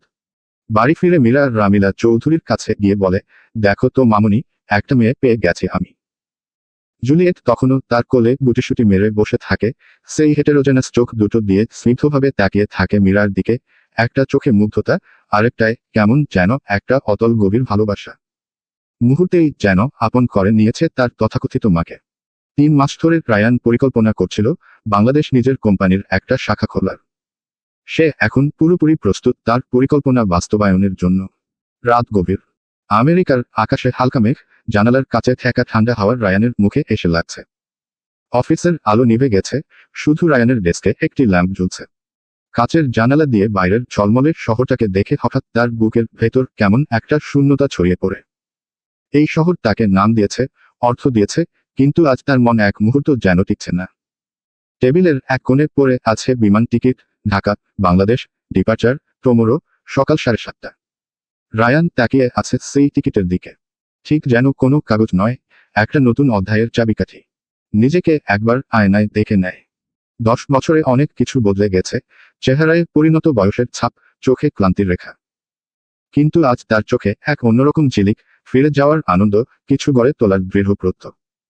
তার অতীতের অবসান ঘটানোর আকাঙ্ক্ষা। হাতে ফোন তুলে একবার রুদ্রকে মেসেজ করে, ভাই, কাল সকালে আমি দেশে নামছি। মাকে বলিস যেন রুমে আমার নতুন চাদরটা বিছিয়ে রাখে। আর তোকে বলি, এবার সব শুরু করছি একসাথে। মেসেজ পাঠিয়ে ব্যাগ গোছানো শুরু করলো রায়ান। এক একটা জামার রাখার সময় এক একটা স্মৃতি মনে পড়ছে। হঠাৎ বুকের মধ্যে কেমন একটা অনুভূতি ছড়িয়ে পড়ে, এটা শুধু দেশে ফেরা না, এটা একটা নতুন জীবন শুরু করার প্রস্তুতি। নিজের মনেই ফিসফিস করে বলল, কাল আমি দেশের মাটিতে পা রাখবো, অনেক কিছু বদলে দিতে হবে এবার। শুধু ব্যবসা না, নিজের ভেতরের মানুষটারও ঘরে ফেরার সময় হয়েছে। আর সেই অতীতের কালো রাতের হিসেব যে মেটাতে হবে। বাংলাদেশ। রুদ্র অফিস থেকে ক্লান্ত হয়ে ফিরে রাতের খাবার খেয়ে নিজের বিছানায় সবে মাত্র এলিয়েছে। ফোনটা হাতে নিতেই চোখে পড়ল রায়ানের মেসেজটা। রুদ্র নিজেই অফিসে। দেশে। রায়ান ভাইয়া দেশে। এটা কিভাবে সম্ভব? মীরা তো এই বাড়িতেই। ভাইয়া জানতে পারলে আর রক্ষা থাকবে না। সে সঙ্গে সঙ্গে কল দেয় রায়ানকে। রুদ্র, ভাইয়া তুমি দেশে ফিরবে? কবে? কেন? হঠাৎ এত বছর পর? রায়ান হেসে, হ্যাঁ রে, খালি চলে আসবো। অনেক হয়েছে আমেরিকা, এবার একটু নিজের মাটির গন্ধ নিতে চাইলাম। রুদ্র, তুই তো বলেছিলি তোর ওখানে সব সেট। হঠাৎ এমন ডিসিশন? কিছু হয়েছে? রায়ান একটু থেমে, সব ঠিক আছে, তবে কিছু ব্যাপার আছে যেটা সামনাসামনি বললেই ভালো হবে। রুদ্র চমকে, ব্যাপার মানে? তোর কিছু সমস্যা হয়েছে নাকি? তুই রুদ্র তার কথা শেষ করার আগেই রায়ান হালকা হাসি দিয়ে, তুই এখনো আগের মতোই সব কিছুতেই চিন্তা করে ফেলিস। দেখা হোক, সব বলবো। রুদ্র চিন্তিত কণ্ঠে, না ভাইয়া, তুই তো এমন না। তোরং কি কোনো কাজ আছে দেশে? রায়ান রুদ্রের কথা যে খানিকটা বিরক্ত হয় গম্ভীর স্বরে, কি হয়েছে বলতো? তুই এমন কেন করছিস? আমি দেশে ফিরলে কি কোনো সমস্যা? রুদ্র মনে মনে ভাবল, এখন কি ভাইয়াকে মীরা ভাবির ঢাকায় আমাদের বাড়িতে থাকার বিষয় জানাবো? এইটা কি ঠিক হবে? রুদ্র শত চিন্তার পর সিদ্ধান্ত নিল সে এখন রায়ানকে কিছু জানাবে না। কারণ সে ভয় পাচ্ছে যদি রায়ান এই ব্যাপারে জানতে পারে তাহলে সে হয়তো দেশেই ফিরবে না। রুদ্র নিঃশ্বাস ফেলে বলল, কিছু হয়নি ভাইয়া, আমি তো এমনি কিউরিওসিটি থেকে প্রশ্ন করছি। ঠিক আছে, তুমি এসো, আমি মাকে জানিয়ে তোমার রুম পরিষ্কার করিয়ে রাখবো। তবে এটা মাথায় রেখে তোমার দেশে ফেরাতে আমাদের জীবনে আবার ঝড় যেন না আসে, যেমনটা তুমি যাওয়ার হয়েছিল। রায়ান রুদ্রের কথা শুনে একটু চুপ থেকে তার উত্তর করে এক রহস্যময় হাসি নিয়ে, ঝড় না বলি হাওয়ার দোলা, কিন্তু সেটা কার জন্য কিভাবে আসবে সেটা তো কেবল সময়ই বলবে। রায়ান ফোনটা কেটে দেয়।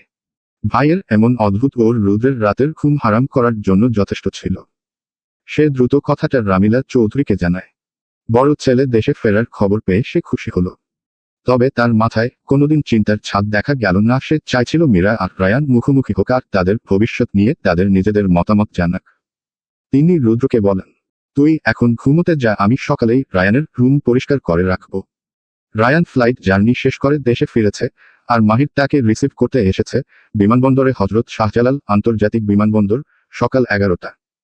রায়ান হাতে একখান ট্রলি ব্যাগ, চোখে সানগ্লাস, মুখে আত্মবিশ্বাস। সামনে মাহির দাঁড়িয়ে গাড়ির পাশে, একাল হাসি নিয়ে। মাহির রায়ানকে দেখে দুহাত মেলে, ও ও ও, জনাব আমেরিকান সিটিজেন হাজির। ভাই, হাত মেলাইবেন না, ডলার দিন সরাসরি। রায়ান চোখ গুটিয়ে ফেলে মাহিরের কথা শুনে, আরে ভাই, প্রথমে একটা ফ্রেশ নিঃশ্বাস তো নিতে দে। আমেরিকা থেকে ঢাকার বাতাসে ঢুকেই আমার নাক ব্লক হয়ে গেছে। মাহির গাড়ির দরজা খুলে দেয় রায়ানের উদ্দেশ্যে, ভাইরে, ঢাকার বাতাস এখন ডলার শিখে ফেলতেও পারে। সাবধানে নিঃশ্বাস নেন। চলেন, গাড়িতে চলেন। আজকে আপনাকে ঢাকার রোড রোলার রাইডে নিয়ে যাব। দুজন গাড়িতে উঠে মাহির ইঞ্জিন স্টার্ট দেয়, আর সাথে একটা হর্ন বাজে, যে হর্নে টাইটানিক সিনেমার মিউজিক বাজে। রায়ান চমকে যায়। সে অনেকদিন পর যেন এমন হর্নের আওয়াজ শুনছে। এইটা কি হর্ন না সিনেমার ট্রেলার? রায়ান চোখ বাঁকা করে বলল। মাহির গর্বের সাথে রায়ানের প্রশ্নের উত্তর দেয়, ভাই, দেশে আসছেন, ভিআইপি ট্রিটমেন্ট দিতে হইব। রিক্সাওয়ালারে আগে ভয়ে পাইতে হইব। গাড়ি ধীরে ধীরে বেরিয়ে পড়ে বিমানবন্দর এলাকা ছেড়ে। রায়ান, তোকে ধন্যবাদ ভাই, এতদিন পর দেশে এসে তোকে দেখে মনটা হালকা হয়েছে। মাহির, এখনো হালকা? 10 মিনিট পর গুলশান মোড়ে এমন ট্রাফিকে পড়বি, মনে হইব 3 ঘন্টা হিমালয়ে ধ্যান করছিস। রায়ান আতঙ্কে, তুই সিরিয়াস? মাহির, ঢাকার ট্রাফিক সিরিয়াস, আমি শুধু কমেডি করি। হঠাৎ এক রিক্সা গাড়ির সামনে ঢুকে পড়ে মাহির হর্ন বাজায় এবং জানালা দিয়ে চিৎকার করে। মাহির, ভাই, এক রেস না, একটু সাইড দেন। ফিটনেস টেস্ট তো পাস করছেন না। রায়ান হতভম্ব হয়ে যায় এই পর্যায়ে। এই মানুষগুলা এভাবে চলে। লাইসেন্স কই? মাহির, লাইসেন্স না থাকলেও সাইকোলজিক্যাল লাইসেন্স আছে ভাই। এরা জানে কে কখন কার সামনে যাবে। রায়ান এক চুমুক পানি খেতে যায়, হঠাৎ গাড়ি একটা ব্রেক করে, পানি ছিটকে মুখে লাগে। রায়ান অসহায়ভাবে মাহিরের দিকে তাকিয়ে, ভাই, এটা কি গাড়ি না রোলার কোস্টার? মাহির হাসতে হাসতে উত্তর করে, ওয়েলকাম ব্যাক টু বাংলাদেশ। গাড়ির ব্রেকে শক থেরাপি ফ্রি। দুজন হেসে ফেলে। রায়ান চোখে চশমা আবার ঠিক করে বলে, রায়ান ভাই, আমেরিকায় এই স্পিডে গেলে পুলিশ পেছনে হেলিকপ্টার পাঠাতো। মাহির, এখানে পুলিশ দেখে এই স্পিডে না চালাইলেই তারা সন্দেহ করে এই লোক এত ধীরে চালাচ্ছে কেন। দুজন আবার হেসে উঠে। গাড়ি শহরের দিকে চলে যায়। রাস্তায় গাড়ির হর্ন, ঠেলাগাড়ি, একটা ছাগল রাস্তা পার হচ্ছে, দেশি গন্ধে ভরা এক অদ্ভুত স্বস্তি ও বিশৃঙ্খলার মিশেল। গাড়িতে মাহির ও রায়ান গুলশানের দিকে যাচ্ছিল। রাস্তায় হালকা ট্রাফিক। মাহির হঠাৎ হেসে উঠল। মাহির চোখ টিপে, এই যে আমেরিকান ভাই, একটা সিরিয়াস প্রশ্ন করি। রায়ান সন্দেহ ভরা কণ্ঠে বলল, তোর সিরিয়াস প্রশ্ন শুনলে আমার পেট ব্যথা শুরু হয়, বল। মাহির হাসতে হাসতে প্রশ্ন করেই ফেলল, তোর ওই পিচ্ছি বউটা কেমন আছে রে? এখন নিশ্চয়ই অনেক বড়। কলেজ তো শেষ হয়তো। রায়ান মাহিরের প্রশ্নে রেগে চোখ বড় করে চেঁচিয়ে, মাহির, তুই আবার ওই বিষয়ে টানলি? ওই বিয়েটা একটা দুর্ঘটনা ছিল। আমাকে না জানিয়ে না বুঝে 7 বছর বয়সী কোন মেয়ের সাথে বিয়ে দিয়ে দিল। মাহির মজা করে, হা হা। ভাব দেখো, 7 বছরের মেয়ে বিয়ে, আর তোর মুখে এমন সিরিয়াস ডায়লগ, যেন নেটফ্লিক্স ডকুমেন্টারি বানাচ্ছিস। আচ্ছা দোস্ত, ধরে নে ভাবির সাথে তোর দেখা হলো, তাহলে কি করবি? রায়ান গলা একটু নামিয়ে ঠোঁটে কুটিল হাসি নিয়ে বলল, কি আর করব? কমপক্ষে 5 মিনিট টানা তার ঠোঁট দুটোতে নিজের ঠোঁট দিয়ে যুদ্ধ করব। মাহির আশ্চর্য হয়ে, কি? রায়ান আবার একই ভাবে নিয়ে, হ্যাঁ এটাই করব। 10 বছর ধরে আমার বউয়ের খেতাব নিয়ে রেখেছে, অথচ স্বামীর হক এখনো আদায় করা হয়নি আমার। বিষয়টা দৃষ্টিকটু। রায়ানের উত্তরে মাহিরের কাশি উঠে যায়। চলবে।